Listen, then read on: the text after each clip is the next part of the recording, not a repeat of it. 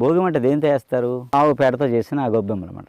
ఎందుకు భోగి మంటలో భోగి మంటకి అంత ప్రత్యేకత అంటే చెప్పాను కదా, ఆవు నుంచి వచ్చే పంచగవ్యాలు, ఆవు యూరిన్ కానీ, ఆవు పేడ కానీ, ఆవు పెరుగు, ఆవు మజ్జిగ, ఆవు నెయ్యి, ఈ 5 నిప్పుల్లో కాలిందనుకోండి, ఆ కాలగా వచ్చే పొగలో సిల్వర్ అయోడైడ్ అనే రసాయనం ఉంటుంది అనమాట.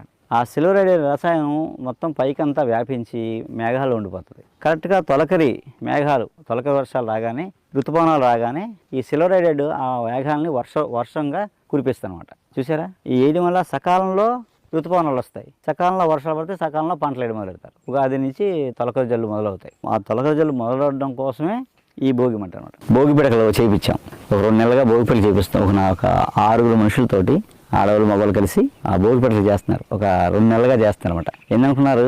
1,00,000 పిడకలు, 1,00,000 భోగి పిడకలు. మళ్ళీ అందులో అరటికాయ అని ఉంటుంది, అరిసె అని ఉంటుంది, రకరకాలు ఉంటాయి. అవి ఎందుకు మనం చెప్తాం, దండలు వేసేటప్పుడు 1,116 దండలు అనమాట, పెద్ద దండలు ఇస్తాం. వచ్చిన వాళ్ళందరూ భోగి మంటలు వేయచ్చు అనమాట. అవి కూడా మనకు పిడకలు రెడీ అయిపోయినాయి, అవి కూడా వస్తున్నాయి. ఎంతమంది ఆవు పిడకలతో వేయడం వల్ల ఒకటి పర్యావరణం శుభ్రం అవుతుంది, దాన్ని వచ్చే ఆక్సిజన్ వల్ల చాలా రోగాలు పోతాయి. అది మనం పీల్చడం వల్ల మనకి క్యాన్సర్ లాంటివి రావు. 2, పైన వాతావరణం అంతా శుభ్రమై సకాలంలో వర్షాలు పడతాయి. అది భోగి మంట యొక్క ప్రత్యేకత. ఇప్పుడు ఏం చేస్తున్నాం మనం? పాత చీపుర్లు, చెక్కలు, మంచాలు, ఇరిగిపోయిన మంచాలు, ఇంకా దారుణం ఏంటంటే ఇంకా అవి కూడా లేవు. అంటే చెక్క మంచాలు ఎక్కడ, చెక్కలే లేవు ఇంట్లో, చెక్క వస్తువులే లేవు ఇళ్లలో, అన్ని ప్లాస్టిక్ వస్తువులే తీసుకెళ్ళి ప్లాస్టిక్కి తగలేడతాం.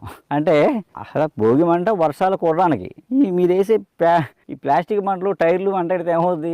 వర్షాలు కుడితే ఇప్పుడు మారిపోయింది కదా. వర్షాకాలంలో వర్షాలు కొట్టలేదు, శీతాకాలంలో చలియట్లేదు, యాసంకాలం ఎండలు కాయట్లేదు. యాసంకాలంలో చలేస్తుంది, శీతాకాలంలో వర్షాలు పడితే తుఫాన్లు వస్తున్నాయి, వర్షాకాలంలో ఎండలు మండిపోతాయి. ఇక పంటలు ఏం పండుతాయి? పశువులు పక్షులు ఏం బతుకుతాయి? అంటే మనం చేసే మన పైత్యం వల్ల ఇదంతా జరుగుతుంది అనమాట. అందుకు పండగ మనం కరెక్ట్గా చేసామనుకోండి, ప్రకృతి కరెక్ట్గా స్పందిస్తుంది అనమాట. ఆ స్పందిస్తే మనం సెంచరీ కొడతాం, మన తర్వాత సెంచరీ కొడతాం. అది విషయం. అందుకని ఈ పండుగలు మర్చిపోతున్నారని వీటిని మనం